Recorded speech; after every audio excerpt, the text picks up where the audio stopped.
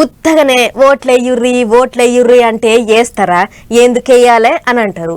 ఓట్లేసి గెలిపిస్తే ఏం చేస్తారో, ఏం ఇస్తారో, ఏమేం తెస్తారో, ఎట్లెట్లా చేస్తారో అన్ని చెప్పుకుంటా వరాలు గట్టిగా ఇస్తేనే ఓటర్లు ప్రసన్నమవుతారు. అట్లయితేనే ఓట్లు పడతాయి. అందుకే పార్టీలన్నీ ఇప్పుడు పబ్లిక్ ను బుట్టలేసుకునే తందుకు వరాల లిస్టులు గట్టిగానే తయారు చేస్తున్నాయి. అడగక ముందే అన్ని ఇస్తాం, అన్ని చేస్తామని అంటుర్రు.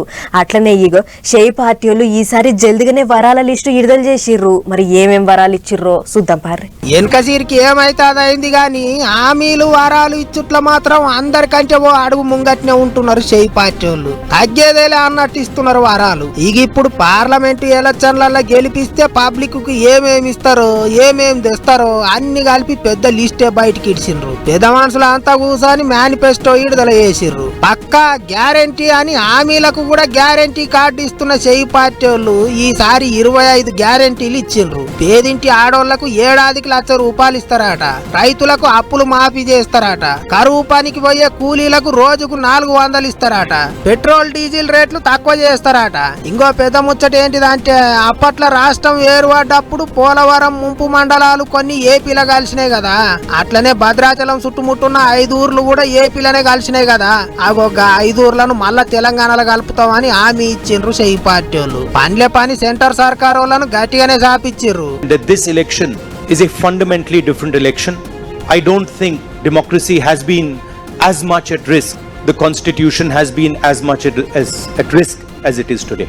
NDA नरेंद्र मोदी जी जो कॉन्स्टिट्यूशन पर आक्रमण कर रहे हैं, लोकतंत्र पर आक्रमण कर रहे हैं, इंस्टीट्यूशंस को कैप्चर कर रहे हैं, और दूसरी तरफ इंडिया अलायंस जो कॉन्स्टिट्यूशन की रक्षा करता है, लोकतंत्र की रक्षा करता है. तो ये चुनाव इन दोनों फोर्सेस के बीच में है. ఇంకో దిక్కు షేయి పార్టీ వాళ్ళ మేనిఫెస్టో మీద పువ్వు పార్టీ వాళ్ళు ఆడిపోసుకుంటారు. ఇప్పటిదాకా ఇచ్చిన గ్యారంటీలే చక్కగా అమలు చేస్తలేరు, మళ్ళా కొత్త గ్యారంటీలా అన్నట్టు మాట్లాడిండు సెంటర్ మంత్రి కిషన్ రెడ్డి సారు.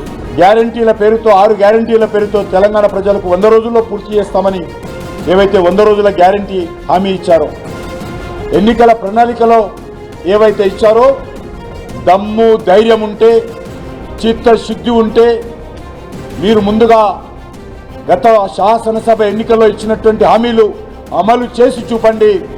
ఆ హామీలు, ఆ గ్యారంటీలు అమలు చేయకుండా తెలంగాణ ప్రజలను ఓటు అడిగేటువంటి నైతిక హక్కు ఈ కాంగ్రెస్ ప్రభుత్వానికి లేదనే విషయాన్ని ఈ సందర్భంగా మనవి చేస్తా ఉన్నారు. ఇట్లా ఊ పార్టీ వాళ్ళంతా ఏం మంచిగా లేదు అన్నట్టు మాట్లాడుతున్నారు. ఇక ఇది అంత ఇట్లుంటే ఢిల్లీలో ఉన్న షేయి పార్టీ వాళ్ళ పెద్ద ఆఫీస్ ముంగట చూడరు ఏమైందో. इस बार इंडिया गठबंधन जीत रहा है. मेरे को तो श्री प्रभु राम का जो आदेश है, मैं तो वो सुनाने के लिए आया हूँ.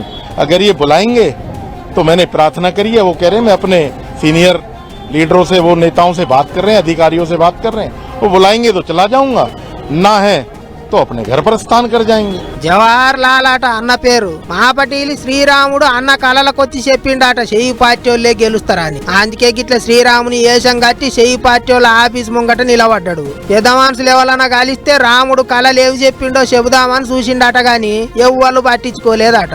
ఇక అది అటుండని గాని 6 గ్యారంటీలతోని తెలంగాణలో గద్దెనెక్కిండ్రు. మరి ఇప్పుడు దేశం అంతటా 25 గ్యారంటీలు ఎట్లా పనిచేస్తాయో చూడాలి.